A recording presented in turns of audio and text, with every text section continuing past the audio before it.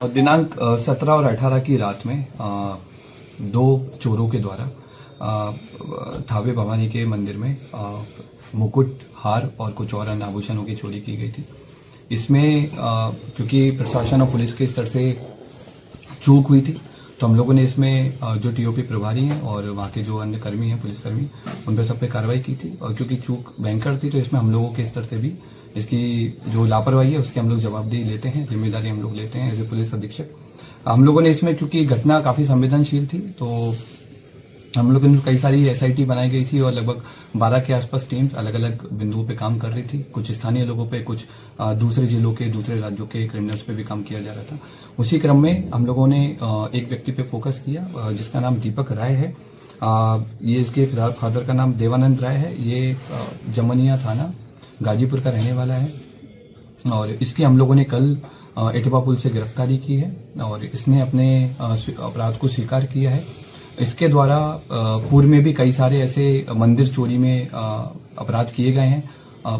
इसी साल मार्च 2025 में इसके द्वारा महू जिले के कोतवाली थाने में शीतला माता मंदिर में चोरी की घटना कारित की थी, जिसमें जेल गया था और 13 नवंबर को जेल से छूटा है। जेल से छूटने के बाद में फिर इसने थावे मंदिर और पुणे के एक बड़े मंदिर की रेकी करना स्टार्ट किया। वहां के सोने मुकुट के बारे में इसने गूगल पे और यूट्यूब पे अच्छे से सर्च किया और 10 और 11 की रात में थावे मंदिर में आकर प्रॉपर रेकी की और जिस तरह से घटना कारित की गई है उसी तरह से इसके द्वारा रेकी किया गया। मंदिर के पीछे जो अंडर कंस्ट्रक्शन बिल्डिंग है उसमें चढ़ करके इसने देखा कि कैसे आना है, कैसे जाना है और किस तरह से पूरा प्लान करना है। ये उसने उस दिन पूरा स्ट्रेटेजी बनाई और 17 तारीख की शाम को 5 बजे अपने घर से चलकर यहाँ पर थावे मंदिर में 11:45 के आसपास जिस तरह से रेकी की गई थी उसी तरह से इसके द्वारा घटना को कारित किया गया। कारित करने के बाद गांव के रास्ते से होकर पैठान पट्टी होकर के इसके द्वारा वापस अपने घर पे गया और अपने आभूषण को, जो अपना दूसरा साथी है, उसको इसने हैंडओवर कर दिया ताकि पुलिस अगर इसको पकड़े तो आभूषण नहीं मिले। कितने हुआ है और इससे पूछताछ में अभी तक हम लोग 2 लोगों पे काम किए हैं और 2 लोगों की संलिप्तता पूर्णतः पाई गई है। इसमें दोनों लोग आइडेंटिफाई हो गए हैं। एक व्यक्ति दीपक राय की गिरफ्तारी हुई है।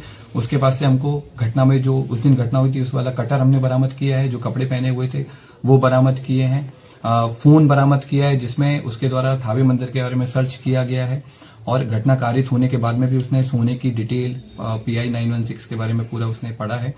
और इसके बाद हम लोगों ने उसके जो रेकी के टाइम पे जो जूते पहने थे वो जूते हम लोगों ने बरामद किए हैं। रेकी के टाइम में जो बैग यूज किया था वो बरामद किया है। जिस बाइक से वो लोग घटना करने आए थे वो बाइक भी हम लोगों ने आइडेंटिफाई कर लिया। जल्दी भी हम लोग उस बाइक को भी बरामद करेंगे। लोगों ने पहले जिन लोगों को डिटेन किया था पूछताछ के लिए, उन सब लोगों को, क्योंकि उन लोगों की संलिप्तता नहीं पाई गई थी, उन सब लोगों को हम लोगों की तरफ छोड़ दिया गया है। हम लोगों ने इन सारी चीजों पर भी जांच किया था कि क्या कोई स्थानीय लोग या मंदिर प्रशासन की भूमिका रही हो, तो उस तरह की भूमिका भी हम लोगों के सामने नहीं आई है। अब हम लोग की अगली कोशिश माता की जो हार है, जो मुकुट है, उसकी बरामदगी है और दूसरे व्यक्ति की गिरफ्तारी वो ये पेशेवर क्रिमिनल है। और इसका हम लोगों ने जब हिस्ट्री देखा है, इसका जब हमने जिस तरह के गूगल सर्चेज किया है तो उससे स्पष्ट हुआ है कि इसके द्वारा लगातार इसने जेल से छूटने के बाद भी, इवन जेल में रहने के दौरान भी इसने कई सारे मंदिर के बारे में डिटेल प्राप्त की है। जेल से छूटने के बाद में कई सारे बड़े बड़े मंदिर के सोने के मुकुट के बारे में इसने सर्च किया है और क्योंकि थावे मंदिर इसके घर से काफी पास था तो इसलिए इसने इस घटना को कारित किया है।